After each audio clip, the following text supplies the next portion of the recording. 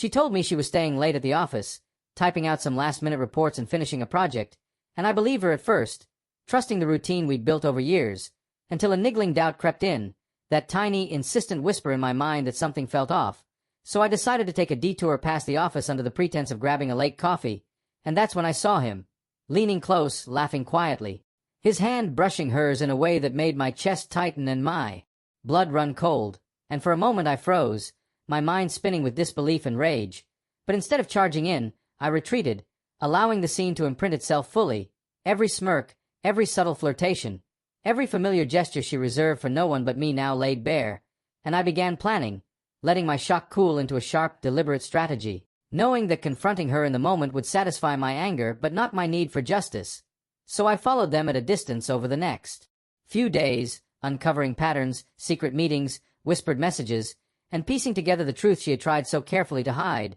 all the while maintaining a calm, composed exterior at home, pretending ignorance, pretending trust, while the storm of betrayal and the blueprint of revenge grew inside me, until I finally set my plan into motion on a Friday night, inviting her to a quiet dinner at home, after a supposed late shift, and while she dressed and primped for the evening, I had already set the stage, arranging subtle reminders of her flirtations, a few carefully placed photographs, screenshots, and messages on her favorite devices, nothing overt, just enough for the seeds of doubt and fear to take root, and as the dinner began, I noticed her unease, the way her hand lingered nervously over the table, her laugh a fraction too forced, her eyes darting, and I let her stew, letting her imagination fill the gaps, until finally I revealed the evidence. Each photograph, each message, each video clip displayed one by one on the large screen in the living room. The man she thought she was discreetly seeing now glaring back at her through my carefully captured footage, her face paling, her lips trembling, trying to stammer out excuses that fell flat,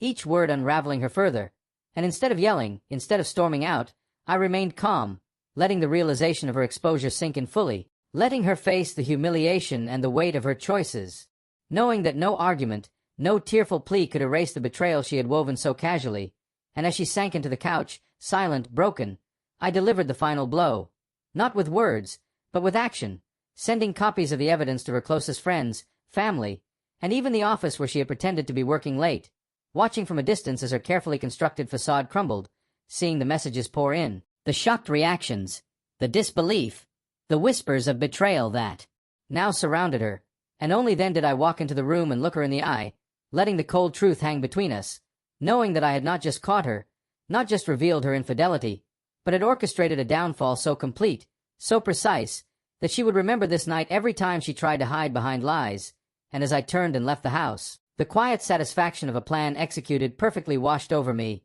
a reminder that true revenge isn't about rage in the moment. It's about patience, precision, and allowing the guilty to witness the full scope of their own betrayal, a lesson that would haunt her far longer than any confrontation could, leaving her alone with the consequences she had chosen while I stepped into a future unburdened by deceit.